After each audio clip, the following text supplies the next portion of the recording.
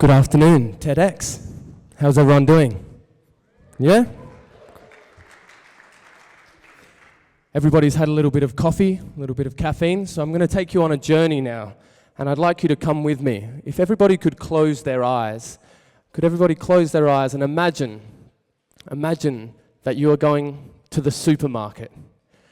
Now I want you to imagine, with your eyes closed, walking into this supermarket, the sight, the sounds, the smell, and as you walk in, you can smell chocolate. And as you walk in, there's a lady with a tray of free chocolate samples. Free chocolate samples. Now, keeping your eyes closed, put your hand up if you would try one of these chocolate samples. Now keep your hand up. Now keeping your hand up, open your eyes and look around. And it's not surprising that the majority of people would take free chocolate when it's given to them. Oh, there you go.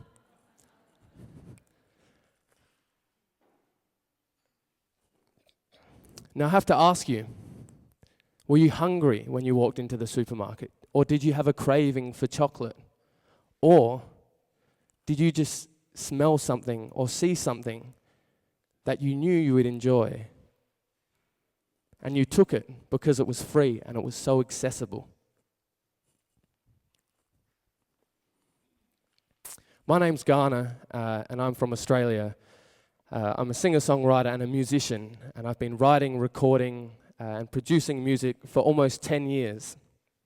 I was actually living in Germany, in Berlin, 4 years ago now. And while I was there, I actually was busking on the streets of Berlin. And I was busking for about 6 months. Busking, if you're not familiar with the term, is actually the performance of any kind of art on the street for voluntary donations. So in Germany, I think Straßenspielen? No? Genau. That's the one word I know. Now, while I was in Berlin, I developed this sort of lifestyle of waking up in the morning and I would go out and I would be busking all day, and then of an evening I would come home, drop off my gear and go out to bars and clubs and have a great time, go home and do the same thing every day for 6 months. When I returned to Australia, this is me in Australia, and this is one of the local Adelaide celebrities who walks down the street. You wouldn't recognize him, but if you're from Adelaide, you would recognize him.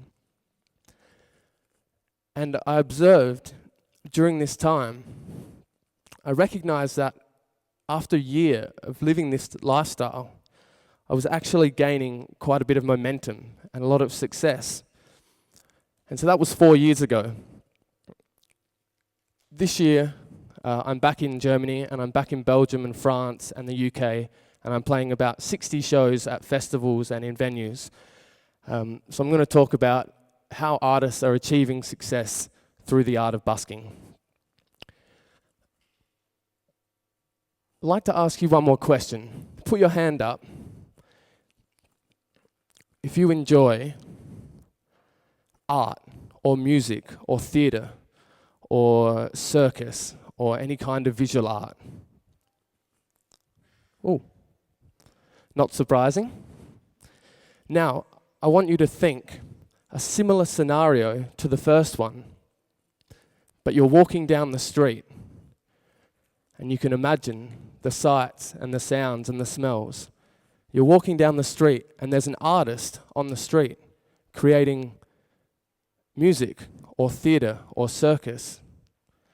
Are you the kind of person that would stop and take it all in? Or are you the kind of person that would just walk past?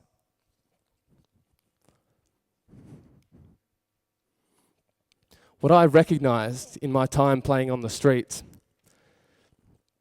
is that many people feel guilty about stopping to watch a busker if they know that they're probably not going to donate. Or they feel uncomfortable because they have an obligation to pay a busker or a street performer for that experience. But what they don't realize that by definition, busking is a voluntary donation. And this is changing as well.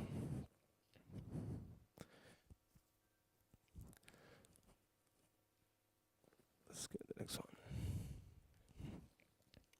More so, now than ever, there are emerging artists and even established artists who are making a living off the street, and even artists who don't use busking to make a living off the street.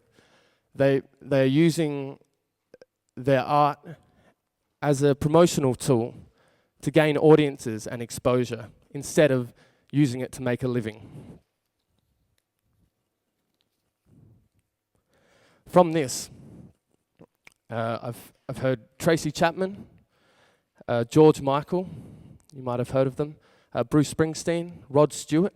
A lot of these artists actually have been known to go busking because there is something inherently beautiful about sharing an art form in a public sphere.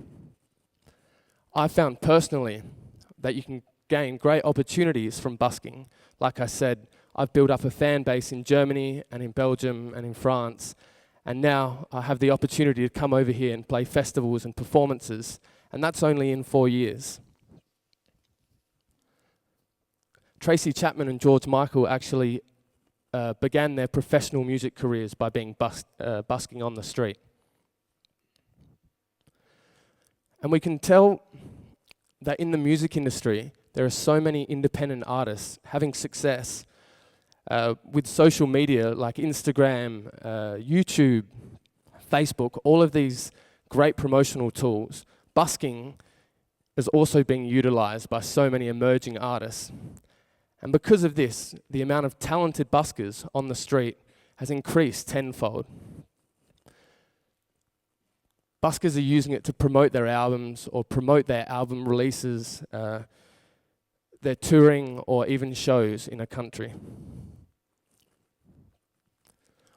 Now, I believe in recent times the actual definition of busking has changed. Like I said before, the definition is performance on the street for voluntary donations. But nowadays, it's become more and more common for artists not to require donations, but instead, they're performing on the streets to create opportunities to further develop their artistic career or their artistic pursuit. Now, I believe the value of art, and this is where you come in, the value of art comes from those who witness it and consider it and appreciate it and what they deem it is worth. So having said that, I would say that the value of art or an artistic creation the more that an artistic creation is considered, the more potential value it can acquire. So it's a really simple phrase, and it is really simple. Because the easy part is what you can do, and that is every time you walk down a street or you walk down a mall, consider all of the art that's around you, wherever it may be, and allow yourself to smile or laugh, free from any obligation or feeling of guilt or being uncomfortable. Let yourself be inspired. Let yourself be amused. Take it all in, because just by stopping or listening or watching for that little moment, you're giving that art a little bit more value. So everyone who put their hands up before, saying that they enjoy music or they enjoy theatre or any sort of visual art or circus, treat your art like you treat your chocolate. When it's presented to you, take it, enjoy it. Consider the art, and therefore you're giving it more value. Take the experience and don't feel obliged to offer anything. Share it with people that you know. Allow yourself to smile. Be amused. That's why the artist is sharing their creation with you. And that's why you should stop and watch a busker. Thank you.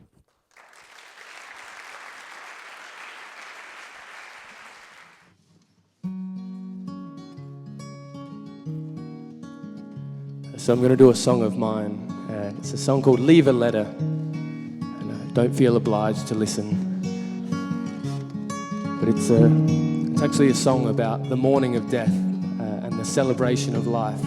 And it's a song I wrote for a family friend of mine who passed away from cancer. And before she passed away, she decided that she didn't want to have a funeral, but instead she wanted to have a celebration of life party.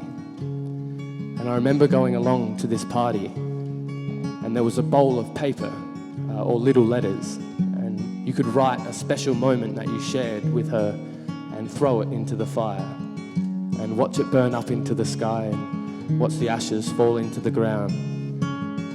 So I wrote this song, and it's called Leave a Letter.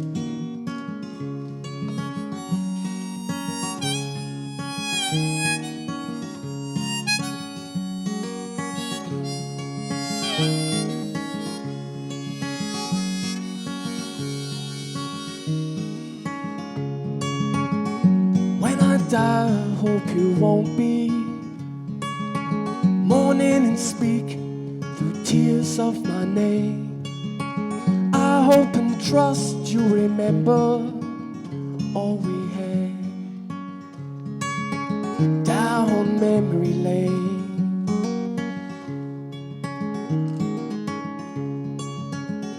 When I die, I start to wonder, will I grow old, unfazed by fear?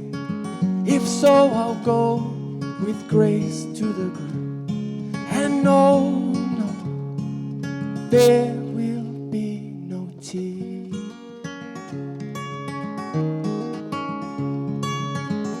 When I die, oh, go leave a letter in my grave that tells me all you never told me, and I'll write back one day.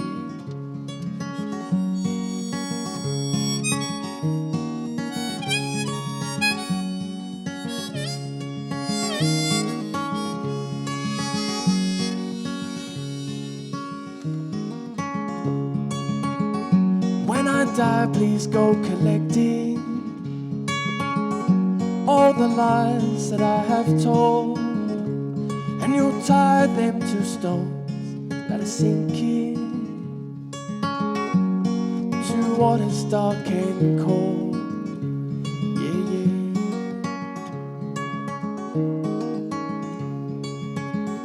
When I die, please don't remember all the lines I crossed inside your mind. And you won't forget the silence, no, 'cause it followed every time. Oh, yeah, it followed every time. When I die, oh, go leave a letter in my grave that tells me all you never told me, I'll write back one day.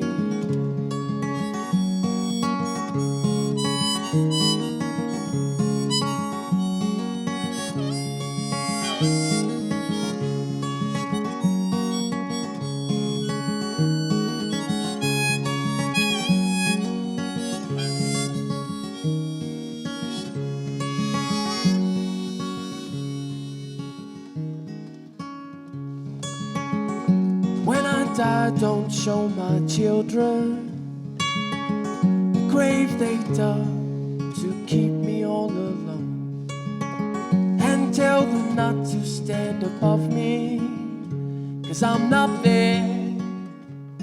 No, forever I'm at home. Oh, yeah, forever I'm at home.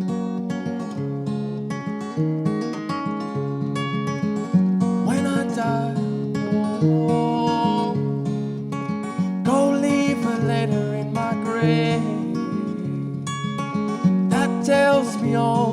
never told me, and I'll write back one day when I die. Oh, go leave a letter in my grave that tells me all you never told me, and I'll write back one day. Yeah,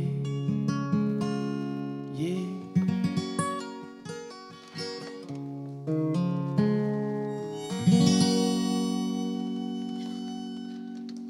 Thank you very much.